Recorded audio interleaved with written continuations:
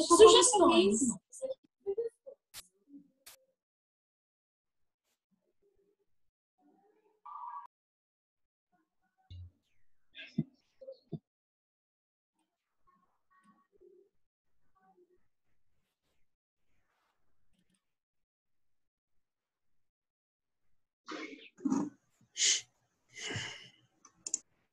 Oi, pessoal.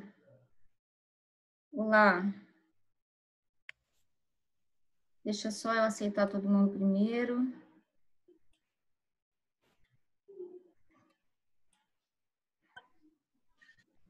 A gente leva um tempinho aqui daí para aceitar todo mundo aqui.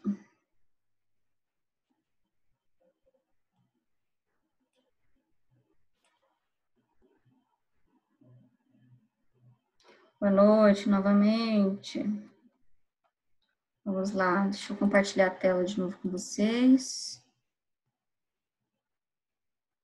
Beleza? Tá, deixa eu ir admitindo aos poucos aqui. Então, vamos lá. Um exemplo jurídico, então, né? Um exemplo jurídico seria os meios de prova, as demonstrações são prova testemunhal, documental, pericial, né? Você tem laudos de peritos ali, você tem e etc, né? Assim, os meios de prova podem ser considerados como a prova em si, aquela produzida para remontar a história do cometimento da infração penal, no caso, e para que a defesa ou a acusação possa persuadir o juiz da história contada, ou seja, da argumentação, da narração dos fatos e da argumentação por cada uma das partes, né? Então, peraí, deixa eu só ativar o chat aqui, pessoal. Não sei bem onde fazer isso, mas tentarei.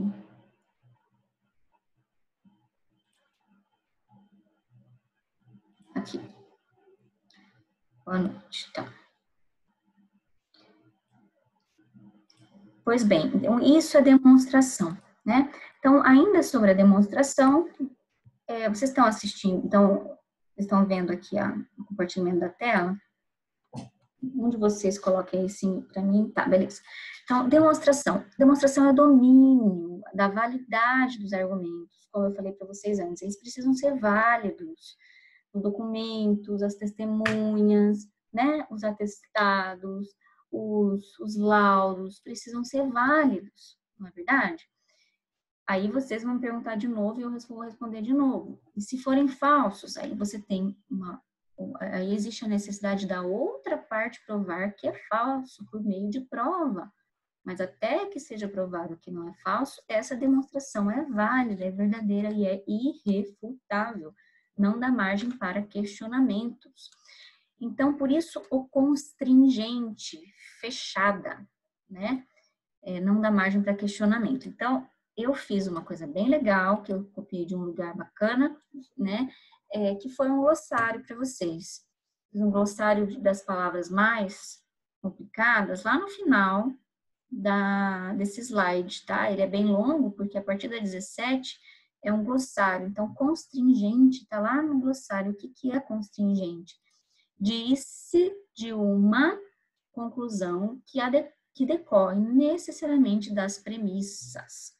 Então, professor, o que são premissas, né? Então, o que são premissas? Você tem ali premissas que são ideias, perdão, só um pouquinho, pessoal, travou tudo aqui.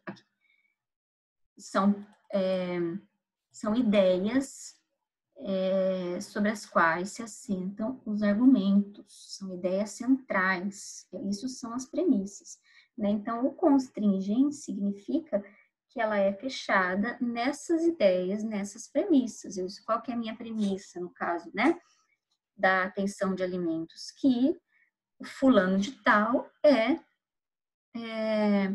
pai do menor, né? Essa é a minha premissa, minha tese inicial, minha tese geral. Bem, características da demonstração é um cálculo impessoal, né? Então, o atestado tem que ser aceito pela instituição, mesmo que seja o Carlos ou a Ana Júlia, mesmo que com impessoalidade, ou seja, não importa a pessoa que está apresentando o atestado, não importa se o dono da faculdade ou o coordenador vai ou não com a cara do aluno, precisa receber e fazer cumprir a lei, né? Avalia a validade de um raciocínio, ou seja, o raciocínio em relação ao atestado médico de que vocês têm direito a esses dias de atividade domiciliar. Então, isso é válido e avalia no sentido de garantir a validade, né, desse raciocínio. Usa a linguagem artificial não equívoca, ou seja, há possibilidade de equívocos na demonstração? Não, vocês viram bem, por isso que a gente estudou esses termos unívocos, equívocos.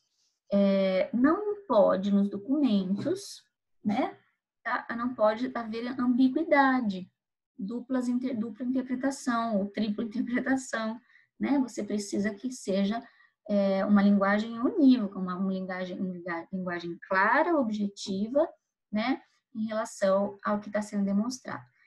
Visa uma verdade universal e necessária, né? Então, esses são elementos característicos da demonstração. Deixa eu passar um pouquinho mais rápido. Aqui a gente tem mais algumas informações. A demonstração, então, ela independe das características do auditório. Vocês lembram que eu falei lá atrás, que falei bastante do auditório, falando da argumentação, que a gente tem que adequar os nossos argumentos, o nosso discurso, a nossa oratória, a nossa retórica, para o público, para o auditório que a gente está trabalhando, né? Então, no caso da demonstração, não. Independentemente do auditório, de quem vai receber essa informação, dos receptores da mensagem, de quem está me ouvindo, essa demonstração vai ser válida, né? Então, se assenta em axiomas que não carecem de discussão, eles são considerados evidentes, né? Axiomas, verdades evidentes, né? Que não cabe discussão, né? Usa termos sem qualquer tipo de ambiguidade, definidos de forma rigorosa, com rigor, com cuidado, com zelo. Usa linguagens formalizadas, com regras estabelecidas para além de qualquer dúvida. Então, imagine uma perícia, um laudo pericial. Esse meio de prova, ele está escrito numa linguagem muito objetiva, muito rigorosa, com rigor técnico, rigor de método, né? Uma linguagem formal, uma linguagem técnica dos peritos, enfim, né? Não dá margem para dúvida. Estabelece verdades que têm estatuto de evidência, né? É evidente, ao apresentar um documento, aquela demonstração que eu quero apresentar. É imune ao contexto comunicativo. Então, contexto, meus caros, não importa se vocês tiveram uma conjuntivite ou se vocês tiveram um dengue, uma doença gravíssima ou uma unha do pé encravada, não importa. Se vocês têm um atestado, um CID, né? Um CID, que é um código lá de doença impresso nesse atestado e assinatura do médico, vocês têm direito. Então, o contexto não importa, né? O contexto comunicativo não importa tanto, também não importa o contexto de quem está apresentando, se é um advogado extremamente experiente, renomado, uma autoridade, ou se é um advogado recém-formado, né? Não importa o contexto comunicativo, nem o contexto que gere o meio de prova. O que importa é que o meio de prova, a demonstração foi feita e ponto final, até que ela seja considerada inválida por algum motivo. Pessoal, tudo bem? Entenderam até aqui? Posso passar para frente? Me descrevam aí se vocês entenderam. Eu vou começar falando de argumentação com esta imagem maravilhosa, que uma delas aqui à esquerda é de uma pessoa, de um cientista, fazendo tanto uma demonstração como uma argumentação. Por que demonstração? Porque ele está fazendo cálculos aqui, ele está fazendo um gráfico matemático, alguma coisa muito complicada, e ele está fazendo aqui uma demonstração. Pois bem, sim, só que parece ser um professor, então ele está argumentando, apresentando, né? Ou a gente poderia interpretar essa imagem de um jeito diferente. À esquerda, uma demonstração, lógico, matemática. À direita, uma argumentação, tá? Então, fiquem com essa minha segunda interpretação da imagem. A primeira seria uma demonstração, né? Que é o sujeito está apresentando ali, está demonstrando um cálculo matemático. A margem da direita, quem é? É o maravilhoso Martin Luther King, né? Americano, defensor dos direitos civis da população negra nos Estados Unidos, que faleceu assassinado, enfim. E o Martin Luther King é considerado um dos maiores oradores e retóricos, né, da história, por uma causa, claro, que super nobre. E ele discursava para multidões e persuadia multidões, convencia multidões. Se vocês conhecem a história dele, vocês devem saber. Então, ele utilizava exatamente demonstrações? Não. Ele utilizava argumentos, ele utilizava da retórica, ele utilizava das estratégias de retórica argumentativas para persuadir e convencer, enganhar esse público, né? A gente vê aí que ele está discursando para milhares de pessoas. Então, isso é argumentação, esse é o poder da argumentação, né? Então, exemplos do cotidiano. A gente pode, que vocês podem, vamos imaginar então, não o caso do atestado médico, mas o caso de uma questão da prova que vocês acharam que não foi bem formulada, que gerava ambiguidade, que a maioria errou por causa disso. Então, vocês querem pedir ao professor que anule essa questão. Então, vocês vão tentar demonstrar por A mais B que ela precisa ser anulada, mas vocês também vão argumentar. Quando vocês querem que o professor anule essa questão, vocês estão usando de argumentação no dia a dia de vocês a todo momento. Quando vocês vão lá falar com a professora Letícia e pedir para ela adiar a entrega dos trabalhos, salve, salve, não tem mais argumentação, né, no ouvido da professora Letícia do que isso, né? Quando vocês querem argumentar que a professora adia o seminário, vocês estão argumentando. E para argumentar, vocês vão usar uma série de estratégias. Ah, professora, essa semana a gente tem muita prova, passa para a semana que vem esse seminário. Ah, professora, já estamos muito cansados, tem um seminário no mesmo dia. E aí vocês vão contextualizar, trazer um cenário tal qual que o professor, ele quase que não tem alternativa se não aceitar o argumento de vocês, né? Argumentos do filho para obter autorizações dos pais. Então, eu não tenho filho grande, eu tenho filho de 3 anos, mas minha hora vai chegar. E quem tem filho grande aí sabe que às vezes o filho quer acampar numa cachoeira no fim de semana, uma coisa extremamente perigosa que eu não deixaria. Aí o que esse filho faz? Obviamente, de cara vocês vão dizer não, não, não, não, não. Agora ele vai argumentar. E ele vai argumentar muito, e ele vai dizer que todos os amigos vão, que ele vai passar o maior carão se não for. Ele vai argumentar que ele que lá é muito seguro, que tem adultos juntos, que vai ter, que pega celular, que vocês podem ligar a todo momento. E aí vão tecer ali uma teia de argumentos para vocês, né? E ele pode convencer vocês ou não. Mesmo podem convencer vocês, pais, mesmo que se vocês inicialmente tivessem certos de não deixar. E argumento jurídico? A argumentação jurídica é a força da atuação de vocês como advogados, né? Vocês vão trabalhar com argumentos a todo momento. Então, numa petição inicial, argumentos de defesa, argumentos de acusação, argumentos de recurso, argumentos no tribunal do júri, argumentos na audiência, argumentos aqui, argumentos ali, né? A todo momento. Então, vocês precisam dominar essa ciência. Aí eu trouxe aqui um quadrinho bem legalzinho, que é de um futuro advogado. Esse menininho, ele até que é chamada a tirinha, né? É titulada do futuro advogado. A professora chega ali muito, muito brava, dizendo que sinto informar, mas você tirou 0 na prova de redação. Aí ele fala, como assim? Aí ela diz, de forma muito sádica, querendo fazer ele passar vergonha, né? Que tal ler em voz alta a redação para os seus colegas? É muita pressão, filhão, acampar na cachoeira, né? Pois é, não sei, né? Depende do poder dos argumentos, né? Então, que tal ler uma voz alta para os seus colegas? Ele fala, tudo bem, professora, né? E todos os alunos riem, né?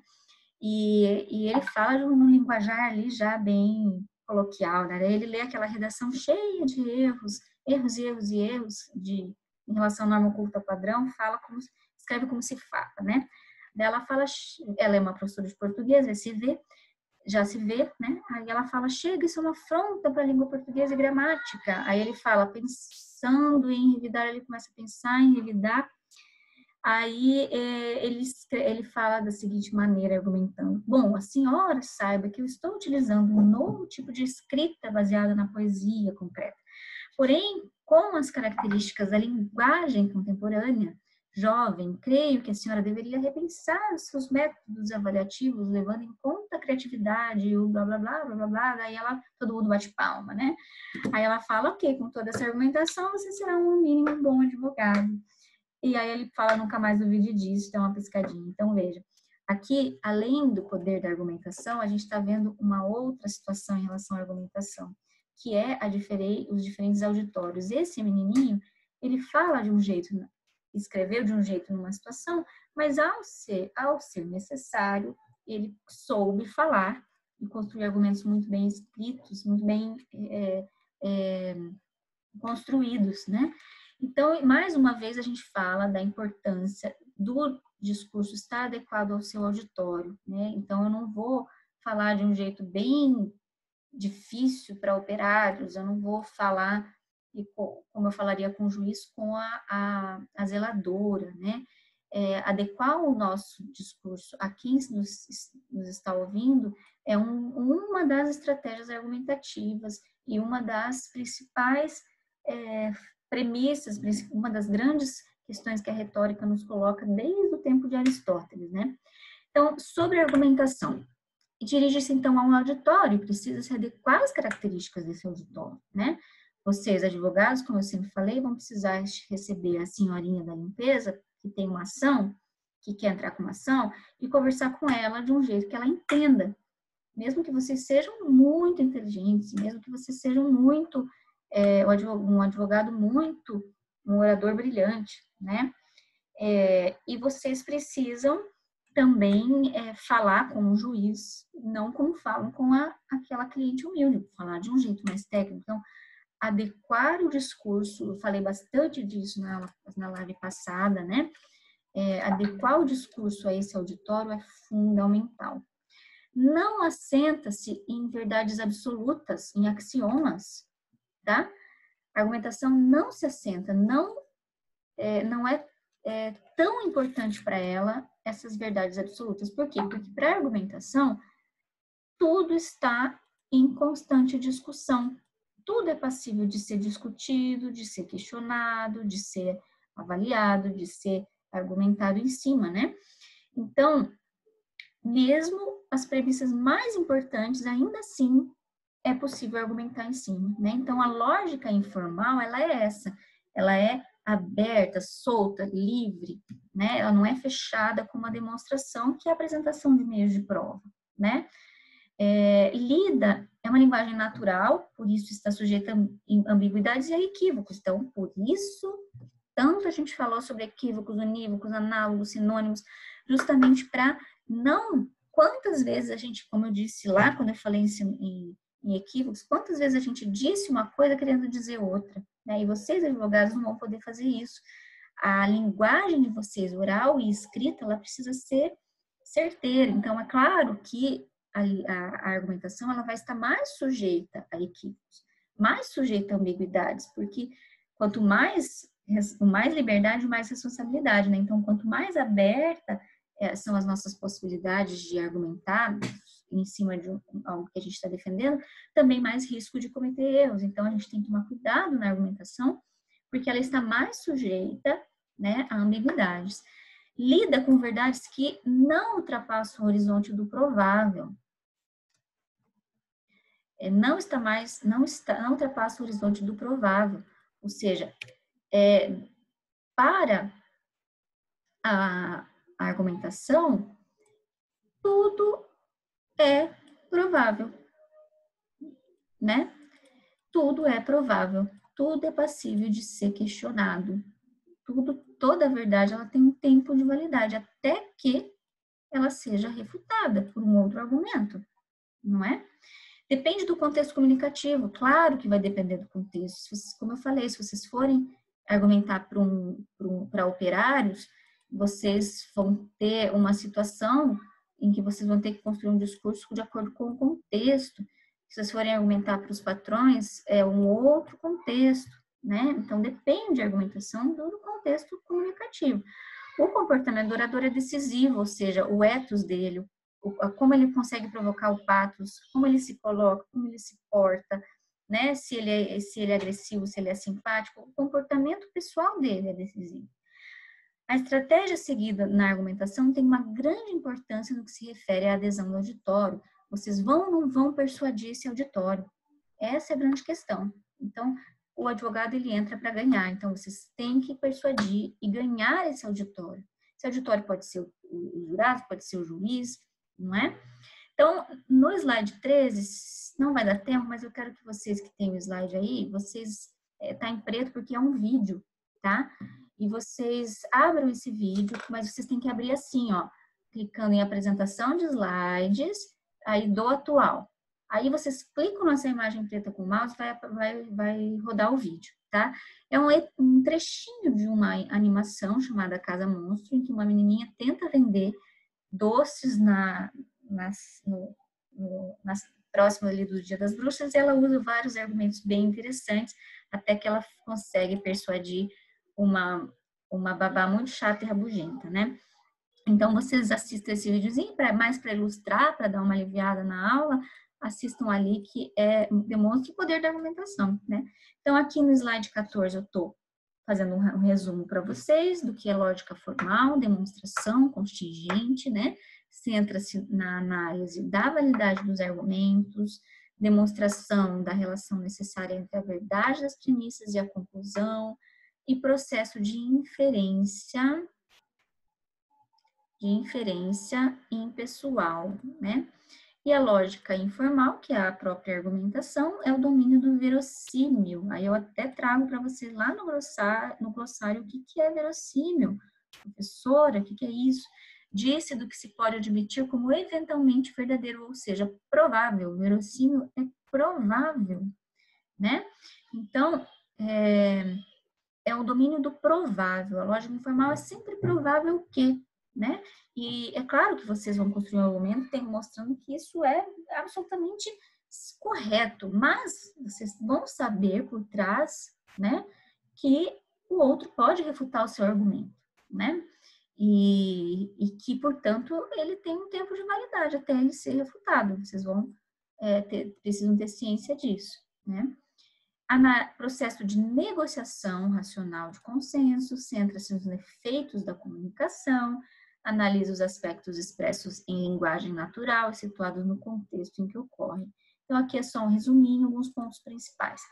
E aí, para fechar, eu trouxe duas questõezinhas bem legais, que não é para entregar, nada disso, é só para estudar mesmo, que pede para vocês, com base em todo esse conteúdo, no que eu expus, no que está acima no slide, no que vocês já estudaram, o que é verdadeiro e falso em relação a essas afirmativas aqui. Detalhe, não é só uma verdadeira. Podem ter várias verdadeiras, várias falsas, tá? Então, eu quero que vocês coloquem na aula que vem a gente corrige. A outra questão aqui é a mesma coisa. Qual que é verdadeira, qual que é falsa, tá? Então, vocês respondam aí. E depois, por último, tem um glossário aqui, que pode ajudar vocês um pouco, tá? Explicando alguns conceitos, alguns termos, tá? Pessoal, é isso. Escrevam aí para mim se vocês entenderam, se vocês gostaram desse novo formato, se tá melhor assim, que eu preciso desse feedback de vocês. Tá melhor assim? Tá mais acessível? Tá dando melhor para entender? Gostaram desse novo formato? Ok, ok, tá ótimo, obrigada. Respondam aí. Assistam o videozinho, respondam as questões. Eu vou tentar sempre trazer alguma coisa mais dinâmica, tá bom? E eu tô parcelando melhor aqui os conceitos, para não ficar uma enxurrada de conceito difícil para vocês. Na semana que vem, entenderam o que é demonstração e argumentação? Tá, então na semana, escrevam aí para mim. Semana que vem a gente vai falar sobre retórica, tá? sobre retórica, nova retórica, de um jeito mais legal, que eu estou bolando aqui, tá? O professor se reinventa todos os dias, para que vocês entendam melhor o que é retórica e nova retórica, para daí, enfim, a gente chegar a explicar para vocês o que é silogismo, né? Que é também um pouquinho mais complicadinho, mas nessa nova metodologia eu acho que vocês vão entender. E depois as estratégias argumentativas para a gente fechar o bimestre, né não? Pessoal, um grande abraço, tudo de bom para vocês, se cuidem e até semana que vem, tá? No Teams, a gente se vê no Teams. Vai ser melhor, vocês vão ver, tá? Beijos. Tchau, tchau.